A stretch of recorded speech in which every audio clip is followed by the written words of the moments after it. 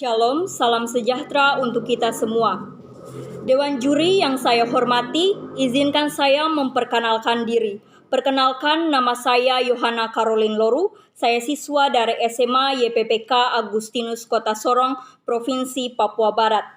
Di sini saya selaku tim oposisi, di mana saya sangat menentang adanya pelarangan menggunakan pengaruh media sosial atau influencer oleh pejabat pemerintah dalam mensosialisasikan kebijakannya. Penggunaan influencer bagi pejabat pemerintah dalam mensosialisasikan kebijakannya tentu akan membantu dan mempermudah pejabat tersebut dalam mensosialisasikan kebijakannya pada khalayak umum atau masyarakat, di mana pihak istana menyatakan bahwa influencer merupakan pelengkap jubir dan humas pemerintah karena influencer memiliki kelebihan dalam menyentuh akar rumput dengan bahasa yang mudah dicerna. Tentu saja hal ini dapat menimbulkan jasa influencer yang berdampak positif. Kemudian Anda mengatakan bahwa influencer adalah individu yang menjadi sorotan publik, khususnya pengguna sosial media yang memiliki pengikut yang banyak dan juga berpengaruh dan memiliki metode komunikasi ataupun persuasi dan kemampuan untuk mempromosikan sesuatu melalui konten atau postingan mereka di akun sosial media. Tentu saja hal ini dapat memberikan pengaruh yang baik kepada pejabat-pejabat pemerintah dalam mensosialisasikan kebijakan-kebijakan yang ditetapkan, di mana di sini jasa influencer memiliki kelebihan dalam metode komunikasi ataupun persuasi dan kemampuan untuk mempromosikan sesuatu, dalam hal ini yaitu kebijakan-kebijakan pemerintah melalui konten atau postingan mereka di akun sosial media. Dengan adanya metode persuasi yang baik, tentu saja influencer ini dapat memberikan sosialisasi mengenai kebijakan-kebijakan pejabat pemerintah dengan metode dan bahasa yang tepat.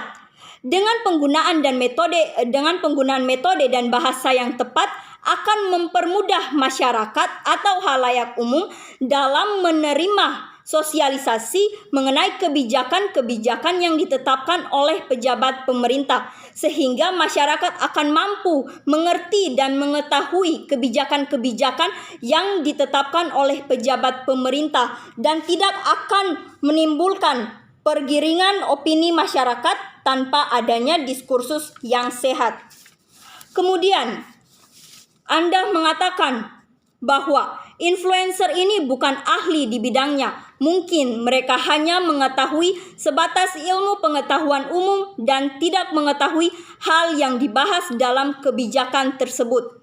Perlu Anda ketahui bahwa pejabat pemerintah dalam menggunakan jasa influencer, tentu saja pejabat pemerintah tidak akan sembarang dalam memilih jasa influencer. Pejabat pemerintah pasti akan melihat latar belakang pendidikan, pengetahuan, dan kemampuan yang luas yang dimiliki oleh influencer tersebut, sehingga dalam penggunaan jasa influencer ini tidak sia-sia atau kebijakan yang disosialisasikan tidak mampu tersampaikan kepada masyarakat. Sehingga jasa influencer ini sangat penting dan sangat mempermudah pejabat pemerintah dalam menyampaikan atau mensosialisasikan kebijakan-kebijakan agar kebijakan itu dapat diterima dan tersampaikan langsung kepada khalayak ramai atau masyarakat dengan bahasa dan metode yang tepat. Kita lihat saja contohnya. Pada Februari tahun 2020, Menteri Koordinator Bidang Perekonomian Airlangga Hartarto menyatakan pemerintah akan meluncurkan dana sebesar 72 miliar dari APBN untuk influencer dalam rangka mempromosikan sektor pariwisata saat lesunya kunjungan turis imbas virus corona.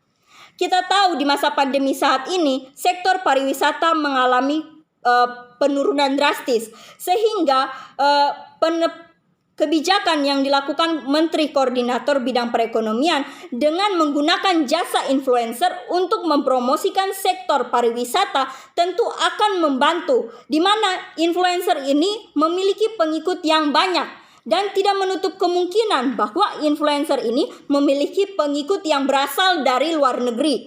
Hal itu dapat membuat masyarakat di luar negeri yang menjadi pengikut influencer ini akan tertarik dan ada rasa ingin untuk mendatangi pariwisata yang ada di Indonesia, dan hal ini akan menyembuhkan sektor pariwisata yang ada di Indonesia. Kemudian para influencer tentu saja akan mampu menguasai kebijakan-kebijakan pemerintah yang hendak disosialisasikan, di mana ketika pejabat pemerintah menggunakan atau memakai jasa influencer tersebut, tentu sebelum influencer tersebut melakukan sosialisasi terhadap kebijakan-kebijakan pejabat pemerintah, pasti pejabat pemerintah tersebut akan menjelaskan dan memberikan informasi yang faktual terhadap kebijakan-kebijakan yang dibuat oleh pejabat pemerintah, sehingga jasa influencer tersebut dapat mengetahui dan menguasai kebijakan-kebijakan yang sebenarnya harus disampaikan kepada halayak ramai, sehingga dengan menguasai kebijakan-kebijakan tersebut, influencer mampu menyampaikan dengan metode dan bahasa yang tepat kepada halayak umum, sehingga kebijakan-kebijakan pemerintah tersebut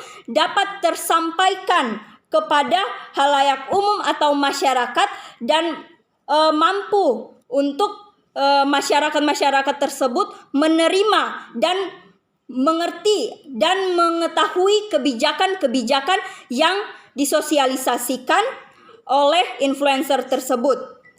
Untuk itu saya mau menegaskan bahwa adanya pelarangan penggunaan pengaruh media sosial oleh influencer dalam mensosialisasikan kebijakan oleh pejabat pemerintah tentu saja tidak bisa dilarang.